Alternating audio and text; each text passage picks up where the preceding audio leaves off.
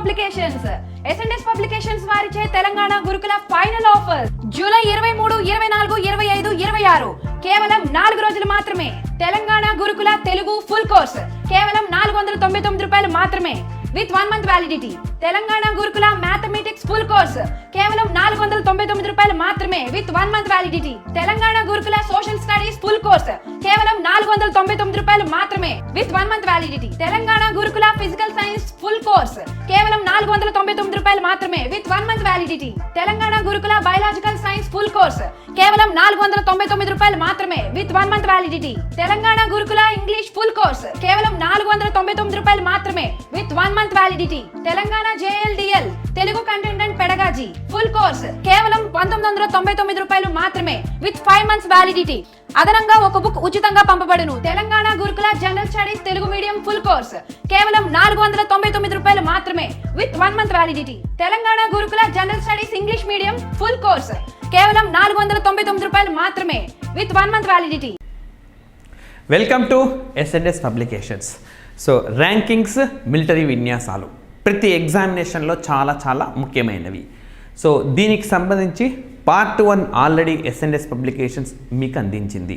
So జనవరి నుంచి దాదాపుగా మే నెల వరకు జరిగిన ఈ మిలిటరీ విన్యాసాలు కావచ్చు, సూచీలు కావచ్చు, అన్నీ కూడా అందించినాం. ఇది దానికి కొనసాగింపు అన్నమాట. అయితే ఇందులో సూచీలలో కొన్ని మార్పులు వచ్చినాయి. గత సూచీకి ఇప్పుడు వచ్చిన మార్పులను అవి కూడా ప్రస్తావిస్తాము.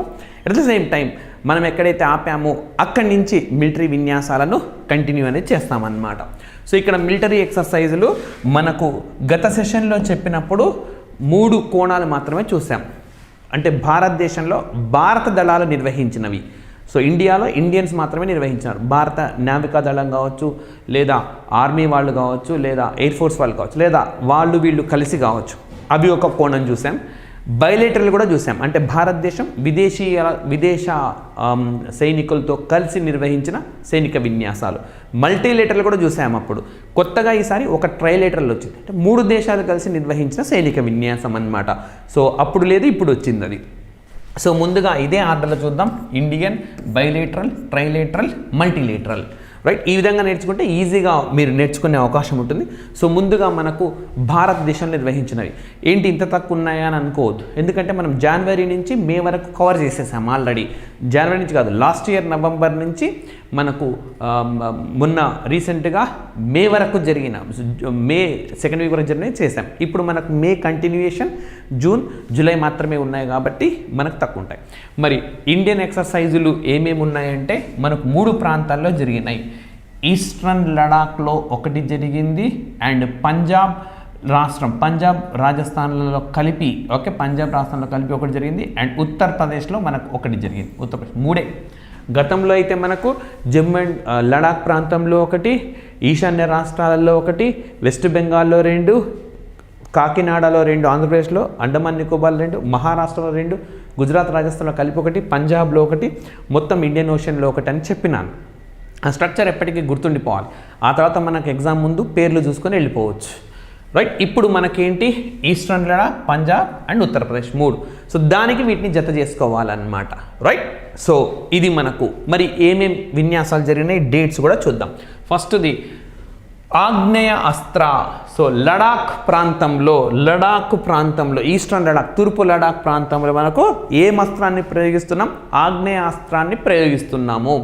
రైట్, యాక్చువల్గా ఇది మనకు ఆగ్నేయం అంటే దిశ కాదు, అగ్ని.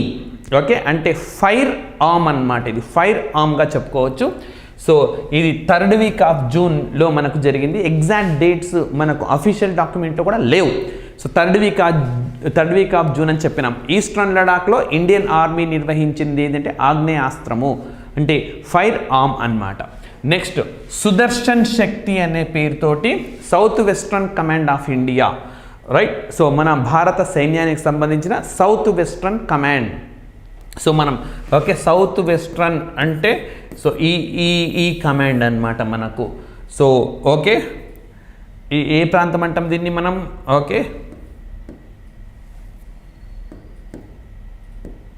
నైరుతి. నైరుతి కమాండ్ అన్నమాట ఇది. రైట్, సో మే 22 నుంచి 25 వరకు సుదర్శన్ శక్తి పేరుతోటి మనకు పంజాబ్ రాష్ట్రంలో జరిగింది. అక్కడేమో ఈస్టర్న్ లడాఖ్లో ఆగ్నేయాస్త్రము, ఇక్కడేమో సుదర్శన శక్తి. అండ్ నెక్స్ట్ ఉత్తరప్రదేశ్ రాష్ట్రంలో ప్రయాగ్రాజ్లో భారత వైమానిక దళం రన్ విజయ్ అనే పేరుతో జూన్ 16 నుంచి 23 వరకు నిర్వహించింది. సో ఇవి భారతదేశంలో భారత సైనిక వ్యవస్థలో ఉన్నవాళ్ళు నిర్వహించినవి. లడాక్, పంజాబ్, అక్కడేమో ఆగ్నేయాస్త్రము, పంజాబ్లోకి వచ్చేసరికి సుదర్శన చక్రం, ఇక్కడ రన్ విజయ్ అన్నమాట. సో ఈ 3 కూడా మనకు జరిగినాయి. గతంలో జరిగిన వాటికి వీటిని యాడ్ చేసుకోండి. అండ్ నెక్స్ట్ వచ్చేసి మనకు బైలేటరల్, సో వేరే దేశాలతో కలిసి నిర్వహించే విన్యాసాలు. మనకి ఈ సంవత్సరం మంగోలియాలో ఒకటి జరిగింది. సో మంగోలియా ప్రాంతము, మాల్దీవ్స్లో 2 జరిగినాయి.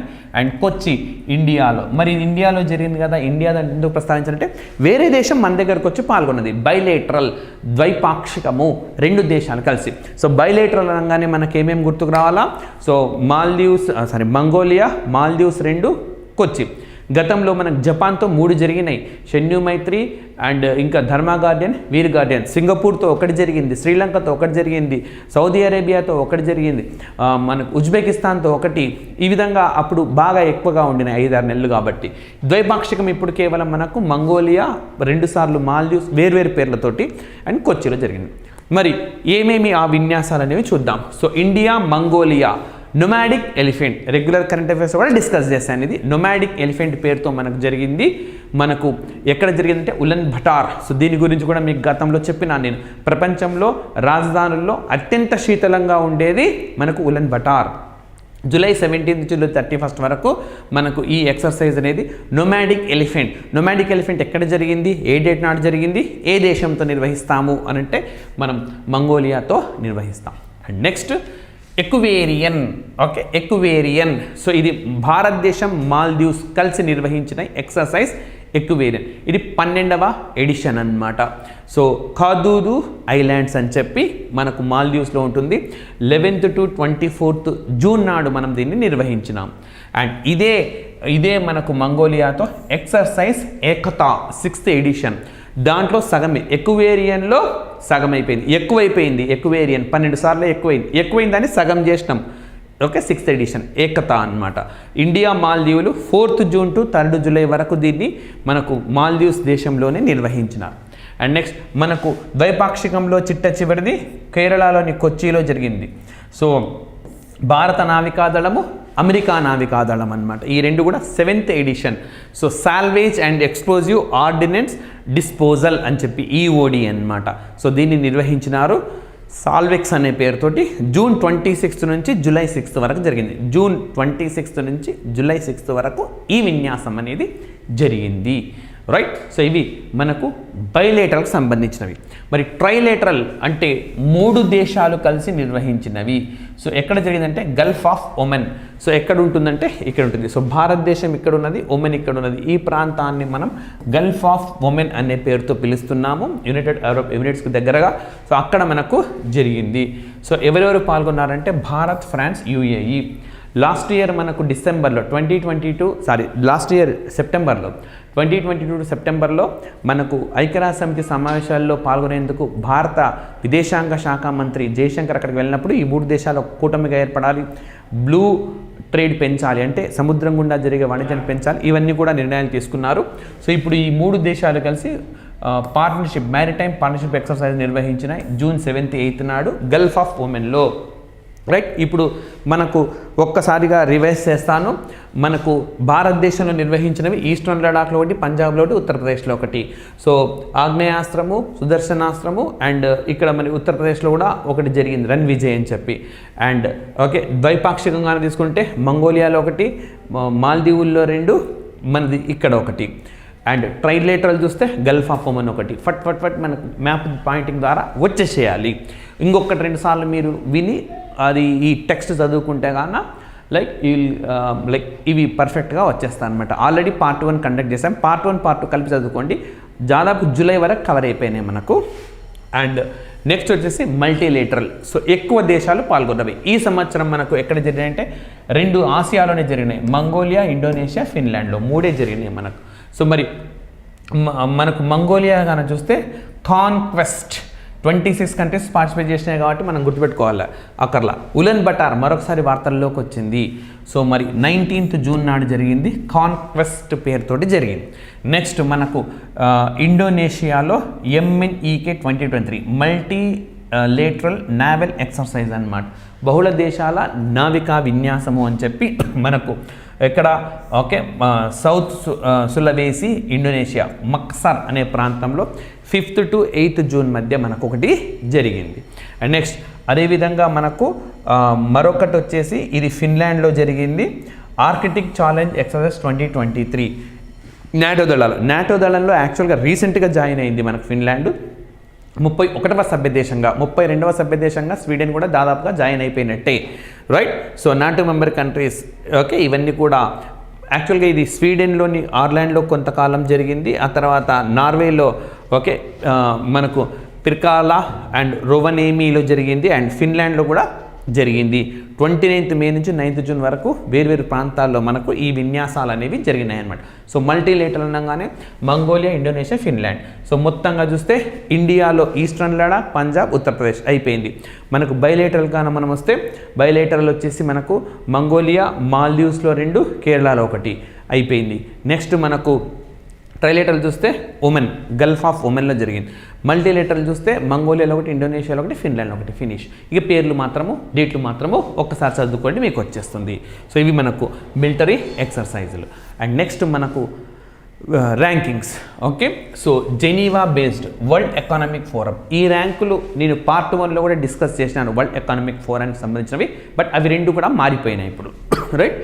సో ఎనర్జీ ట్రాన్సిషన్ ఇండెక్స్, విద్యుత్ పరివర్తన ర్యాంకింగ్. సో మరి టాప్ దేశం స్వీడన్ ఉంటే ఇండియా 67లో ఉంది, అప్పుడు భారతదేశం 87వ ప్లేస్లో ఉండింది.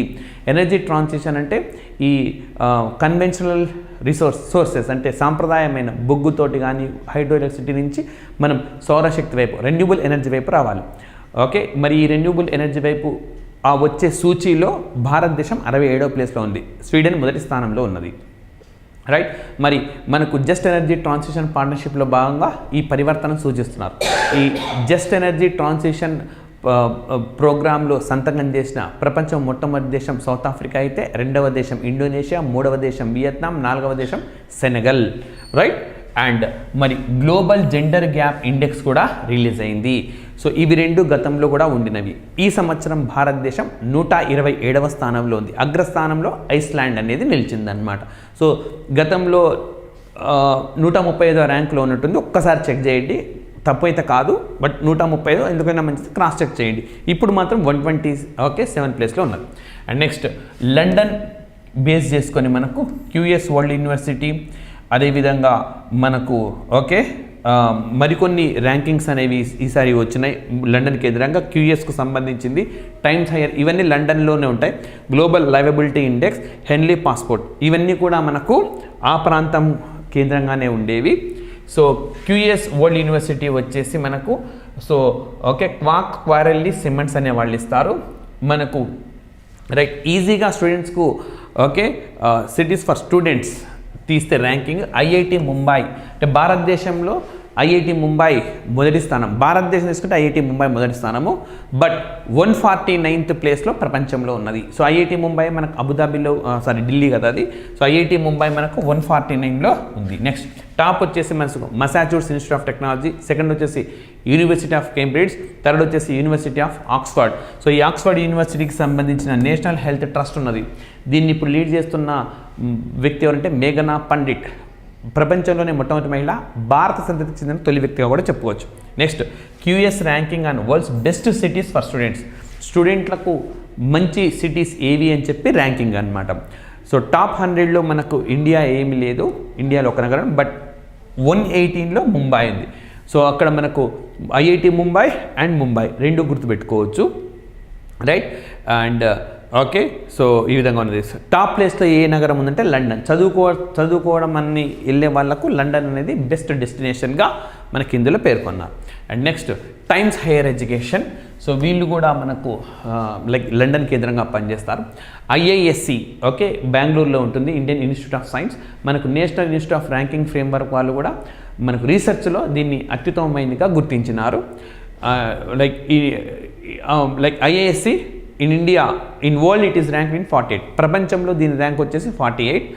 అగ్రస్థానంలో ఏమున్నదంటే చైనాలోకి చెందిన సింగువా యూనివర్సిటీ ఉంది. అండ్ నెక్స్ట్ గ్లోబల్ లైవబిలిటీ ఇండెక్స్ అంటే జీవించేందుకు బాగా ఉన్నవి. సో ఢిల్లీ, ముంబైలు 141 ప్లేస్లో ఉన్నాయి. అగ్రస్థానంలో మనకు వియన్నా, ఆ తర్వాత కోపెన్హేగన్, మెల్బర్న్. వియన్నా అంటే ఆస్ట్రియా. నిజానికి ఆస్ట్రియా కేంద్రంగా పనిచేసే ఒక సంస్థ ఇది ఇస్తుంది మనకు. సో కోపెన్హేగన్ డెన్మార్క్, అండ్ మనకు మెల్బర్న్ వచ్చేసి Australia. And హెన్లీ passport index India 80 ప్లేస్లో ఉన్నది. టాప్ ప్లేస్లో సింగపూర్ ఉంది. మరి భారతదేశం లాస్ట్ ఇండెక్స్లో 85th ప్లేస్లో ఉండే, ఇప్పుడు 80 ప్లేస్లోకి వచ్చింది. మరి భారతదేశం మరి ఈ హెన్లీ పాస్పోర్ట్ ఇండెక్స్లో దీని ప్రకారం భారతదేశము ఫ్రీగా వెళ్ళడానికి 57 దేశాలు డెస్టినేషన్స్ ఉన్నాయన్నమాట. అండ్ సిడ్నీ కేంద్రంగా పనిచేసేవి institute of economics and peace. So వీళ్ళు కూడా ర్యాంకింగ్స్ ఇచ్చినారు. ప్రపంచంలో శాంతియుతంగా ఉండే దేశాలు ఐస్లాండ్, డెన్మార్క్, ఐర్లాండ్ అయితే భారతదేశం ఇందులో 126వ స్థానంలో ఉన్నది.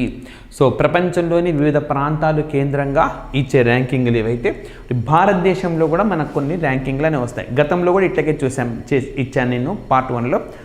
లైక్ అంతర్జాతీయం, జాతీయం అని సపరేట్ చేసి, అంతర్జాతీయం కూడా ప్రాంతాల వారీగా. ఇప్పుడు గత డేటాకి దీన్ని యాడ్ చేసుకోండి.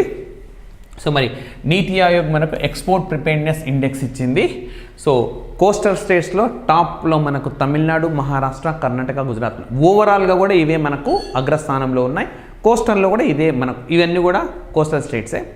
అండ్ యూనియన్ టెరిటరీస్ తీసుకుంటే ఢిల్లీ, చండీగఢ్, పుదుచ్చేరి. అంటే ఎంత మేరకు ఇవి ఎగుమతుల సన్నద్ధత ఉన్నది అని చెప్పే సూచి. ల్యాండ్ లాక్డ్ భూ పరివేష్టితం తీసుకుంటే ఫస్ట్ ప్లేస్ హర్యానా అయితే, సెకండ్ ప్లేస్ తెలంగాణ. అదేవిధంగా హిమాలయన్ స్టేట్స్ తీసుకుంటే ఉత్తరాఖండ్, హిమాచల్ ప్రదేశ్ ఉన్నాయి. అండ్ నార్త్ ఈస్టర్న్ అనమాట, అంటే ఈశాన్య రాష్ట్రాలు తీసుకుంటే అస్సాం, త్రిపురాలు ఉన్నాయి. అండ్ మరి మల్టీ డైమెన్షన్ పావర్టీ ఇండెక్స్ వచ్చింది. మరి భారతదేశంలో పేదరికం అత్యధికంగా తగ్గిన టాప్ 5 స్టేట్స్ వచ్చేసి ఉత్తరప్రదేశ్, బీహార్, మధ్యప్రదేశ్, ఒరిస్సా, రాజస్థాన్ అన్నమాట. సో దీన్ని మీరు ఉత్తరప్రదేశ్ని కేంద్రంగా పెట్టుకొని నేర్చుకోండి. ఉత్తరప్రదేశ్ ఇక్కడ ఉందనుకోండి, ఓకే, ఉత్తరప్రదేశ్ ఇక్కడ ఉంది, సెకండ్ ప్లేస్ ఇది, మళ్ళీ ఇటు వచ్చేసేయండి, మళ్ళీ ఇటు వెళ్ళిపోండి, లాస్ట్కి ఇటు, okay.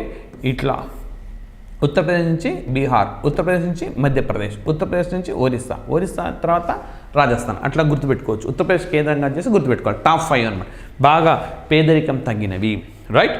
And next national institute of ranking framework యూనివర్సిటీలకు ఇచ్చిన ర్యాంకింగ్లు ఇవి. సో ఓవరాల్ ర్యాంకింగ్ గాన మనం చూస్తే రైట్, JNU మనకు అగ్రస్థానంలో ఉంది. సెకండ్ ప్లేస్లో బనారస్ యూనివర్సిటీ, థర్డ్ ప్లేస్లో జామియా మిలియా ఇస్లామియా.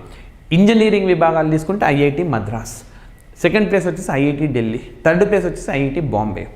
నెక్స్ట్ కాలేజీలు తీసుకుంటే మిరాండా హౌస్ ఢిల్లీ యూనివర్సిటీ, ఇది బాగా కామర్స్కు చాలా పాపులర్, ఎకనామిక్స్ కూడా చాలా పాపులర్. ఇది హిందూ కాలేజ్ ఢిల్లీ యూనివర్సిటీ అనమాట. అండ్ థర్డ్ ప్లేస్లో presidency college Chennai. And research తీసుకుంటే IISc బెంగళూరు. సో ఇంతకుముందు కూడా మనం చూసాం, ఓకే, IISc బెంగళూరు ఇంటర్నేషనల్ కూడా ర్యాంక్ ఉంది, ప్రపంచంలో 48th ప్లేస్లో ఉన్నది. అండ్ ఇన్నోవేషన్లో IIT కాన్పూర్, మేనేజ్మెంట్లో వచ్చేసి IIM Ahmedabad, IIM Bengaluru, IIM Kozhikode. So మన క్యాట్లో బాగా స్కోర్ చేసిన వాళ్ళకు ఈ కాలేజీలో సీట్స్ వస్తాయి. ఫార్మసీ తీసుకుంటే national institute of pharmaceutical education and research Hyderabad. Next Jamia Hamdard second place, and third place BITS Pilani. Law తీసుకుంటే కానీ మనకు national law India university Bengaluru, national law university Delhi, తర్వాత నల్సార్ యూనివర్సిటీ ఉన్నది. సో ఇవి ర్యాంకింగ్స్ అండ్ ఓకే మనకు మిలిటరీకి సంబంధించిన లైక్ పార్ట్ 2 ఇది. సో వీడియోని కూడా ఆస్పిరెంట్స్ అందరూ దయచేసి లైక్ చేయండి, షేర్ చేయండి. So thank you very much.